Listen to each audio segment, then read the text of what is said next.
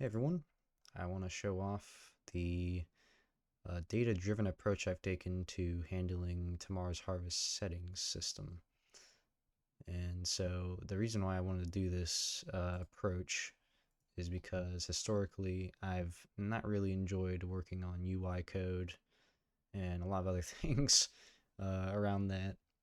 Because usually what you'd have to do for a settings window is you would have to manually put tons and tons of nodes, and the more precise of a style you want to go for, like design wise, getting the proportions down and the margins, the more nodes you'll have to use. And so I wanted to make things very simple, and so these two nodes here are the only real requirement. um, this right here is a tab container which will be holding all of our setting entries.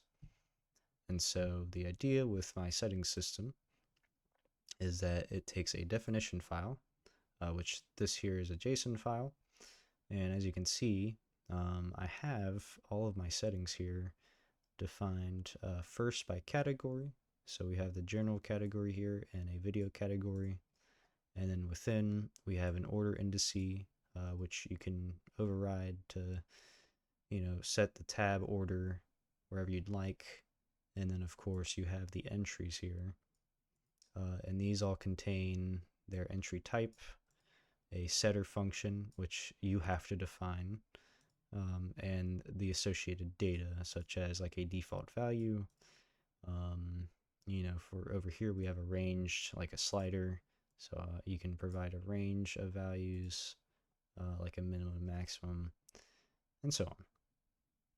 And so when we go here and start this, you'll see that that blank menu I showed has now generated into an actual settings menu.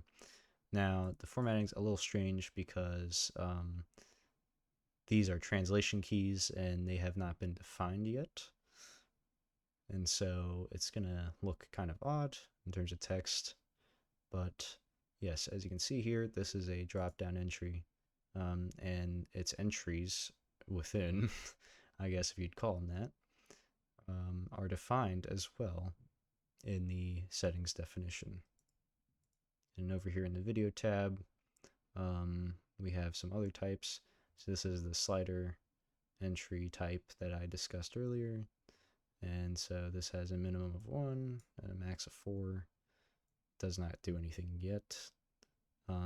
This is a Boolean entry, and it simply has an on and off state.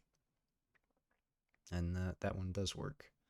And then lastly, there's a video resolution entry, which is a special type that is a little more hard-coded than the others, and it just takes a set of resolutions at different aspect ratios and creates a list of them for you to select. And that also works. So yeah, that is my data-driven approach.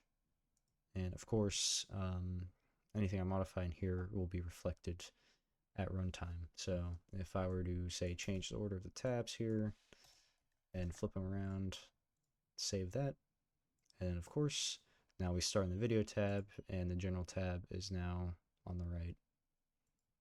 So I mean that's a very easy small change to make, and that should ease in the creation of all of the settings in this project and future projects. So yeah.